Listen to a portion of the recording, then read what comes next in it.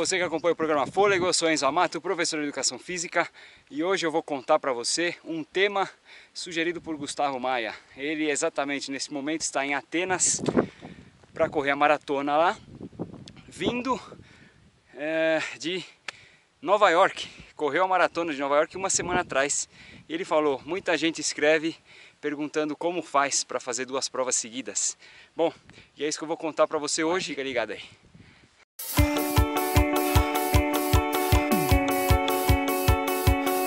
Bom, como tudo nessa vida, isso tem as regras e também tem suas exceções. Então eu vou contar para você o que seria muito adequado fazer, muito bom fazer, e o que é a vida real, o que a gente às vezes não consegue, o que nisso tudo fica mais importante, que você tem que prestar mais atenção e que dá para fazer em diversas situações, e outras coisas que talvez não dê porque você esteja viajando longe de casa, num lugar que você não conhece bem. Enfim, então fica ligado no que é mais importante e o que é menos importante. Vamos lá. Bom, muito importante, assim que você termina a sua primeira prova, começa a comer bem e se hidratar bem. Assim que você termina a sua prova, eu sei que tem gente que não consegue comer logo de cara, mas você tem que ter algumas coisas para beliscar, principalmente carboidrato, melhor fonte de energia, e aí você vai fazendo refeições regulares a cada 2 horas, logo no primeiro dia. Tem que se hidratar muito bem. Quanto mais você prestar atenção nisso, mais rápido o seu corpo vai se recuperar. E você precisa muito disso, porque em 7 dias você tem que estar apto a fazer outra prova longa, outra maratona, certo? Então vamos lá, a primeira dica é essa: comer e hidratar bem assim que acaba a prova. Segunda, se agasalha, não vai ficar doente. Assim que você termina a sua prova, a sua imunidade, a sua resistência cai muito. E você tem que se cuidar. O mínimo vacilo, você fica doente e vai chegar na segunda prova detonado, talvez não consiga fazer. Então fica ligado, se agasalha, vai preparado. Se você sabe que a prova vai terminar e você vai ficar num ambiente frio, deixa alguma roupa de frio no guarda-volume e fique esperto nos dias seguintes para não se enfermar. E lógico, a comida tem a ver com isso também. Se você não tem energia, se você não está colocando energia, você vai ficar doente, sua resistência vai cair cada vez mais e você vai ter problema. Fica ligado nessas 2 dicas. Terceira, vamos lá. Não precisa se matar e fazendo alongamento. É só para fazer alongamento leve, só para relaxar seu corpo, para você ganhar mais mobilidade. Sabe quando você fica um tempinho parado e aí quando você volta a se movimentar, dói tudo? Então é mais para isso. Você vai fazer um alongamento leve para ganhar mais mobilidade e você não vai treinar nessa semana entre provas. Você vai caminhar um pouco. Se você estiver viajando é fácil fazer isso, você vai passear. Mas se você estiver perto da sua casa, você vai caminhar um pouco, talvez correr um pouquinho. Algumas pessoas se sentem bem caminhando, outras correndo, outras descansando completamente. Vê como você se sente melhor. O importante é que você não treine, você não vai treinar, porque você vai se cansar mais. E você não está em fase de se cansar, você está entre provas, você tem que se recuperar de uma para chegar bem na outra. E então não tem treino, tem descanso e alongamento leve. Quarta dica interessante: se você não é muito experiente em corrida, não se mete a fazer provas seguidas, porque um corredor menos experiente demora muito tempo para se recuperar de uma prova para outra. Você já percebeu isso nos treinos. Quando você faz um treino exigente, você demora um certo tempo. E um cara que não tem experiência nenhuma demora muito mais, um cara que é muito experiente se recupera muito rápido. Então, os caras mais experientes levam vantagem nesse tipo de prova, em provas em dias seguidos, prova de etapas, prova que você escolhe fazer que estão muito próximas. Então, quanto mais experiente o corredor, quanto mais calejado, mais fácil a recuperação desse cara e melhor ele vai fazer essas provas. É importante ressaltar que eu não considero que você consiga fazer em bom desempenho as 2 provas.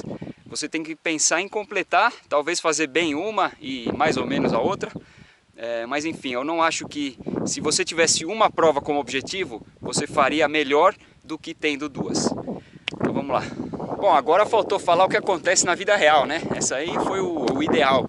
Agora o que a gente consegue fazer? Eu vou contar o que aconteceu comigo, o que aconteceu com alguns alunos e o que aconteceu com o Gustavo Maia. Ele me contou e eu vou passar a opinião para vocês. Bom, na vida real, eu já fiz uma prova lá no sul do Chile. Foi em 2000 15 eu fiz a Patagonian International Marathon, que foram 60 km, a última vez que fizeram essa edição de 60 km. Numa semana depois tinha os 50 km da Ultra Trail Torres del Paine e no dia seguinte 1 km vertical. Eu fiz tudo isso. 60 km foi minha pior prova, foi a primeira, talvez por uma viagem muito longa. Eu tinha acabado de chegar lá, muito cansado, noite mal dormida, quase nada de café da manhã, cheguei para fazer 60 km. Óbvio que foi uma prova lixo, eu me arrastei a prova inteira e estava morrendo de medo de uma semana depois ter que fazer 50 km de montanha. Os 60 eram mais estrada de terra e tal. Bom, o que aconteceu é que eu acordei super bem, me recuperei bem durante a semana, descansei, comi direito, dormi bem e aí foi meu melhor 50 km. Se não fosse por uma vontade de ir ao banheiro, mas beleza. Durante quase 45 km eu corri muito bem. Enfim, coisas que não se explica, porque o normal seria fazer bem a primeira prova e a segunda prova se arrastar um pouco. Mas enfim, o ser humano às vezes tem coisa que não explica. O que aconteceu com um aluno meu, que eu consigo lembrar agora, bem recente, fez um Ironman, muito bem. 3 semanas depois queria fazer a maratona de Porto Alegre. Eu falei para ele, olha, não vai porque você vai se arrastar.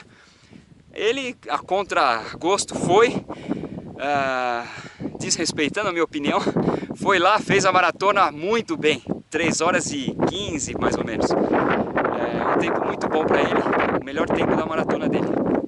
Coisas que não se explica. E aí, o que eu acho mais normal de acontecer, e o que acontece com o Gustavo Maia, que ele me contou, ele faz a primeira prova normal, como ele sempre fez, as 60 maratonas que ele tem nas costas, e a segunda prova ele faz com muita dificuldade. Ele não consegue se controlar muito bem nessa semana, é muita viagem, trabalho. Ele fala que não se controla muito, ele toma cerveja, ele come o que ele quer, enfim, e aí ele entrega um bom vídeo pra gente, mas em questão de desempenho ele não consegue desempenhar bem. Talvez por não prestar atenção nesses detalhes que eu falei anteriormente, ou porque o corpo dele responde dessa forma. Como eu falei, cada um responde de um jeito. O mais importante que você tem em mente é que um corredor mais experiente responde melhor a 2 provas seguidas. Se você for com mais cautela, você também responde melhor. Se você não tiver nenhuma lesão, não estiver brigando com lesão, você também responde melhor, certo? Alguns pontos importantes para você ter em conta. Você tem que chegar para a largada da primeira prova bem, sem lesão, sem preocupação, e isso vai contribuir para que você tenha sucesso na prova seguinte também. Certo? Espero que você tenha gostado desse vídeo.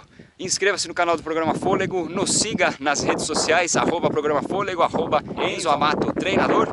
E eu vejo você na próxima semana em mais uma dica de treino, certo? Um abraço e até lá!